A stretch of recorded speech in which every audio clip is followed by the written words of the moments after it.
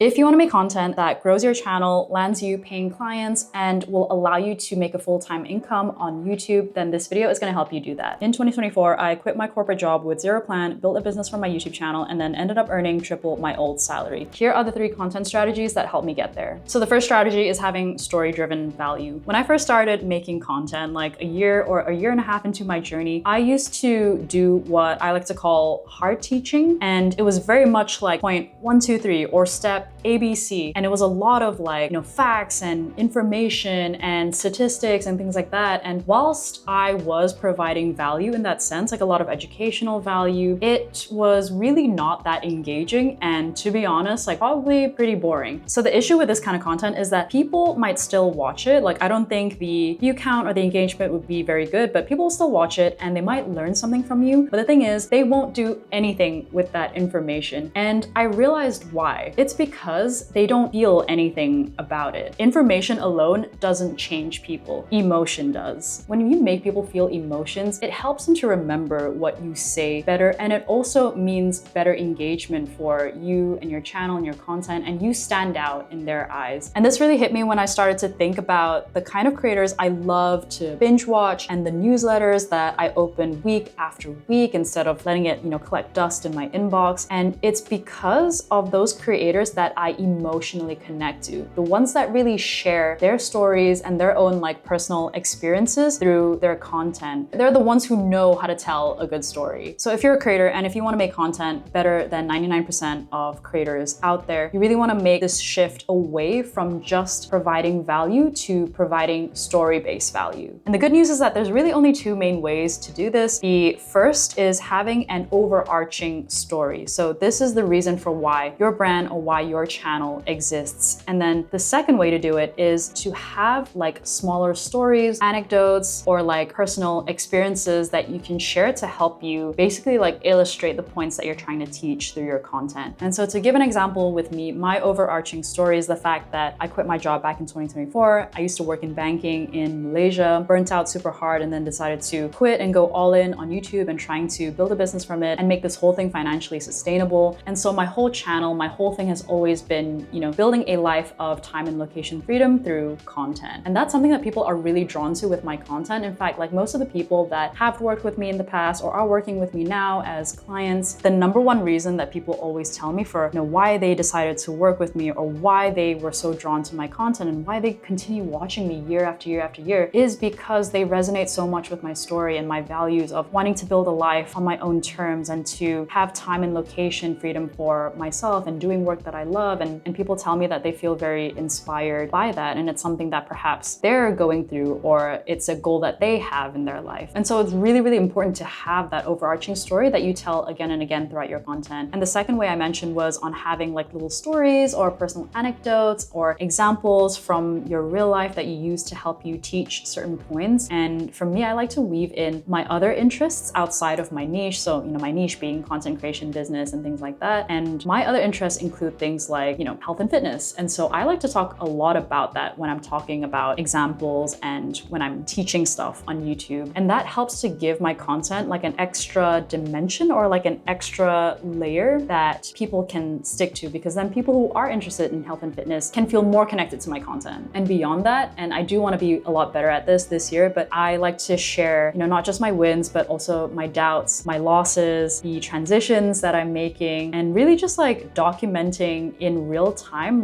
my exact feelings and my struggles, and show that not everything is just sunshine and roses all the time. And so that also helps to add another dimension or another layer of complexity to you as a character on social media. So ultimately what I want to say is that's what gets people invested, not just in your content, but in you. And so even if you pivot your content a little bit, and I've done this 3 times, no, maybe twice now, even if you change your content slightly or, you grow as a creator and things are a little different on your channel, you talk about slightly different things, you will still have a very loyal audience base, a very engaged community, because they're sticking around not just for your content, but for you as a person and as a creator, because they connect with you and your story. And by the way, if you are a YouTube creator who is very serious about growing your channel this year, I recently revamped and relaunched my Creator Accelerator program. So it's basically where I work with people one-on-one to grow their YouTube channels, build their personal brands to the point where they can start to make a full-time full-time income on YouTube. You can learn more and also apply if it feels right in the link in the description below. Second strategy I wanted to mention is to do personal branding the proper way. When people think of the word branding, they often think about things like the colors or like the aesthetic of their channel, and that's honestly the least important part and something that you can focus on maybe more down the line, but really people forget the personal part of personal branding. This is so crucial when you want to have a business tied to your channel or to turn your YouTube into this financially sustainable full-time thing. The biggest struggle that most creator entrepreneurs have is that everyone is just making the exact same content and they're finding it so hard to differentiate themselves from everyone else and from all the noise. If you're in the fitness space, everyone is more or less saying the same thing, which is you gotta eat well, you gotta sleep well, you gotta exercise and move your body regularly. And everyone is just so tired of hearing the same tips, the same hacks, the same information being shared over and over and over again. But where you differentiate yourself is how you convey that information. And to be honest, this is exactly what turns so many people away from even starting to make content. I've had so many friends in the past who have told me like, I want to start making videos about this, or I want to start sharing content about this thing that I really like, but what's the point? Because there are so many other people already doing the exact same thing. And the answer to this problem is that you just need to share more of you, because you are the only differentiating factor there is. And you do that by sharing your interests, your values, your lifestyle, your personality, what you're working towards, your controversial opinions on a topic or hot takes that you have. That's what makes you memorable. And the more that you share about you, the more sticking points you're gonna give to your audience members to really latch onto you and your content and really connect with you at different levels. If you share things that you like outside of your niche, like for example, if you like to work out, you like to cook, you like to go out in nature, then you will ultimately attract people with similar interests and similar values. And the more points of connection that you can make with someone, like the more similarities you have or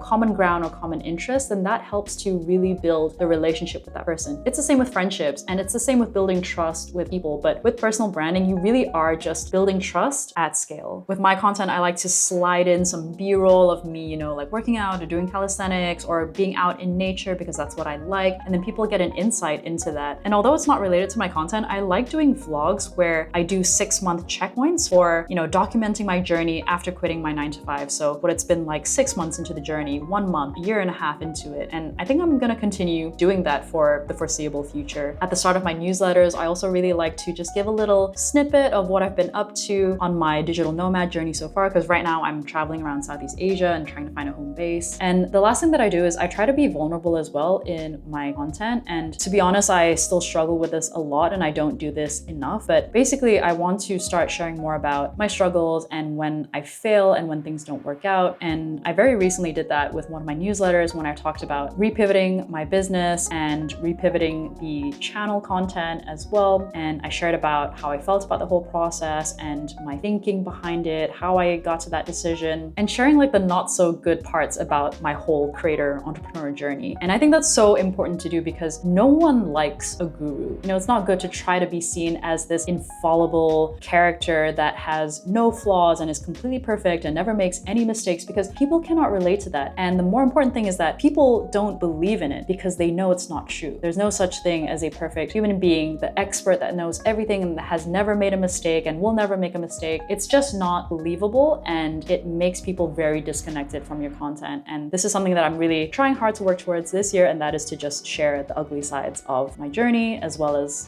the wins and the good stuff too. If you really want to build a business from your channel, then the number one thing that you need to focus on is building trust with your audience, because trust is ultimately what makes people buy. And no one ever trusts a guru or like this untouchable expert. People would trust real human beings. And so that is the side of you got to show in your content. Speaking of being a human being, as much as I am obsessed with content and business and personal branding, and as much as I have learned a ton about these topics over the years, I do recognize that I still have a long way to go and I still have a lot that I want to learn and I want to get better at, which is why I'm a huge fan of always upskilling yourself and always updating your knowledge in key areas that matter to you. And so recently for me, I finished this Skillshare course on personal branding. It's called 7-Day Personal Branding Challenge, How to Get Paid to Be Who You Are. And to be honest, there were a lot of things that I knew already just from my own personal experience and my own research in the past, but I still picked up a ton of little gold nuggets here and there, and also really good reminders for me too to apply my own channel. What I found especially helpful with this course is that at the end of every module, she would have like these journaling prompts for you to reflect on. And that was super helpful for me because it forced me to stop and really think about my bigger vision for my brand and my channel. What is my purpose for everything? What are my values? Am I actually doing a good job at getting these across in my content? Skillshare is a really great platform for upskilling yourself from time to time because you've got a huge library of classes taught by world-class creatives and professionals, and you can pretty much learn anything and everything, you know, whether you want to know more about business or how to become a professional graphic designer, or maybe pick up a new creative hobby. It's a great platform for picking up a new skill, reconnecting with an old creative hobby, and also to avoid brain rotting and doom scrolling. For the first 500 people that use the link in the description or scan the QR code on the screen here, will get a 1-month free trial of Skillshare. The third thing that changed everything for me was understanding this. Research and ideation is the real game. I used to mistakenly think that the magic with YouTube videos would happen in the editing process and the post-production and the filming, but I could not be more wrong. And I wasted the first year of my YouTube journey thinking that way. And I was spending a lot of my time just on the editing process when really no one was even clicking on my videos. And I'm pretty sure you guys have heard this to death, but if no one is clicking, then no one is gonna see all this amazing value that you're giving in your YouTube video. So with research and packaging, it really is the 80-20 rule or Pareto's principle, whereby it is the 20% of your inputs that's gonna give you 80% of your results or your outputs on YouTube. And now in my video making process, I do spend a